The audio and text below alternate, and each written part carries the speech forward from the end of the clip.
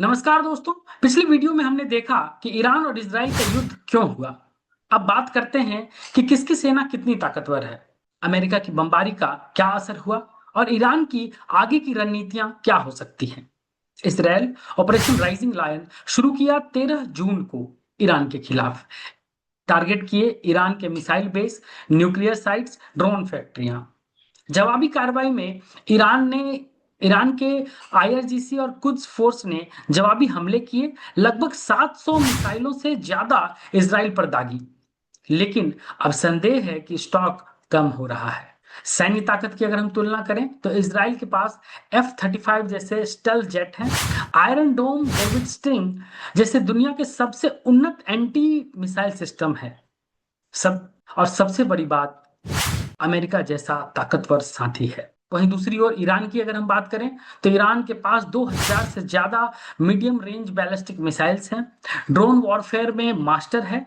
और रशिया और चाइना इसे बैकडोर से मदद तो कर रहे हैं, मदद करना चाहते भी हैं। पर रशियन प्रेसिडेंट पुतिन ने इसराइल और रशिया को के युद्ध को रोकने में मध्यस्थता करने की बात भी कही।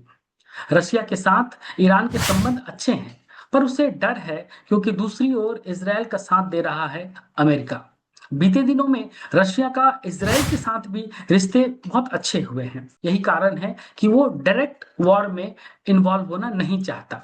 रशिया नहीं चाहता कि वो ईरान और इसराइल के युद्ध में डायरेक्ट संलिप्त हो।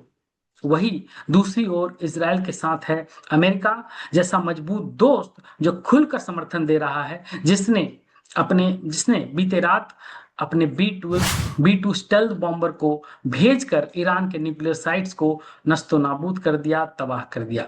21 जून को अमेरिका ने फर्दो, नतांज और इस्फहां पर हमला किया। फर्दो सबसे गहरे बंकरों में से है, पहाड़ के अंदर, पर उसे भी निशाना बनाया गया। ट्रंप ने बताया कि ईरान के पास न्यूक्लियर बम का सपना नहीं रहने देंगे। सब प्लेन सुरक्षित लौट चुके हैं। ट्रंप ने हैंडलैक्स पर कंफर्म किया कि अमेरिका के सभी विमान ईरान के न्यूक्लियर साइट्स को तबाह करके सुरक्षित लौट चुके हैं। अब देखना यह है कि क्या ईरान जवाब देगा और देगा तो कैसे। ईरान ने कहा था कि अगर अमेरिका इस वॉर में डायरेक्ट संलिप्त होता है तो बड़ा जवाब मिलेगा। लेकिन ईरान का तेल इंफ्रास्ट्रक्चर पहले ही उसे बहुत नुकसान हो चुका है। ड्रोन और मिसाइलें इंडस्ट्री भी लगभग ठप हो चुकी हैं। अब ईरान क्या करेगा? प्रॉक्सी से हमला करेगा? स्ट्रेट ऑफ हॉर्मुज को बंद करेगा? वैश्विक असर क्या है? इंटरनेशनल मार्केट पर क्या असर पड़ेगा? तेल की कीमतों में उछाल देखा गया है। अंतर्राष्ट्रीय शेयर बाजार डगमगाएगा। सोना डॉलर में निवेश बढ़ा।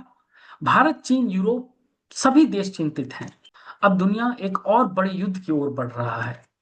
ईरान अब क्या करेगा, ये तय करेगा कि 2025 का मध्य पूर्व इतिहास में कैसे याद किया जाएगा। वीडियो अगर पसंद आया हो तो लाइक करें, शेयर करें, सब्सक्राइब करें हमारे YouTube channel unfold with Rahul, और फेसबुक पर हमें फॉलो करें बिल्डिंग बिहार के पेज पर। तब तक के लिए जय हिंद, जय भारत।